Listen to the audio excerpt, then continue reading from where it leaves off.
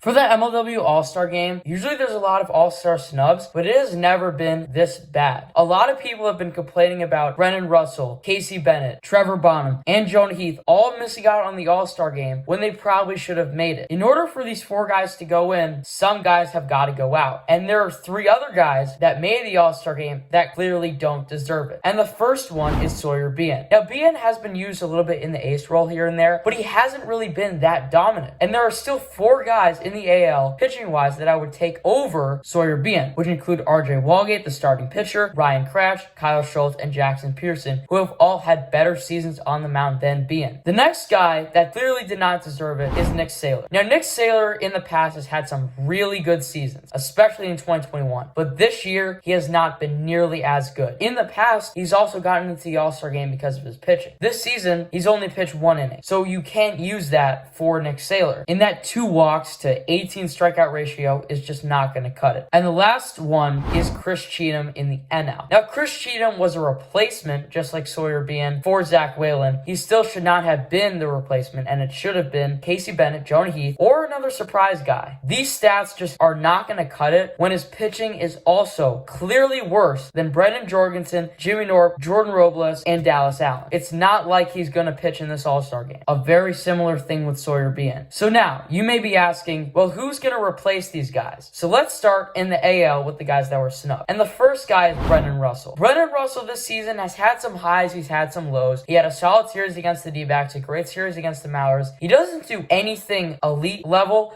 but he does everything really solid. Another guy that was snubbed is Trevor Bonham. Trevor has been great on the mound and has been a solid bat, especially in that 4th spot. He's basically a second leadoff spot to Grant Miller, who's had 3 homers on the season. On the NL side, this would not be a problem if Zach Whalen was able to come, because those 7 guys were perfect of Jorgie, Flood, Norp, Tom, Robles, Dallas Allen, and Zach Whalen. Those were definitely the 7 guys that deserved it. However, because Zach Whalen was unable to attend, Chris Cheatham was the replacement, and he did not deserve it. There are some guys that deserved it over him. And I know that voting technically takes place before, all these series are released. MLW in the past has intervened with this stuff and has taken out guys that were voted in, put in guys that weren't in, and they've said this on the podcast before. It's very well known. Your first snub in the NL is Jonah Heath. Jonah Heath, coming into this last series, was not hitting well, but he was still getting on base with his walks. This series, he took his power that he's had in the past, his walks that he's had throughout the first half of the season, and he put them together. And when you put those 2 things together, it makes a pretty good hitter. So I think Jonah Heath definitely deserved this over Chris Cheatham, especially when you consider Chris Cheatham is not going to pitch.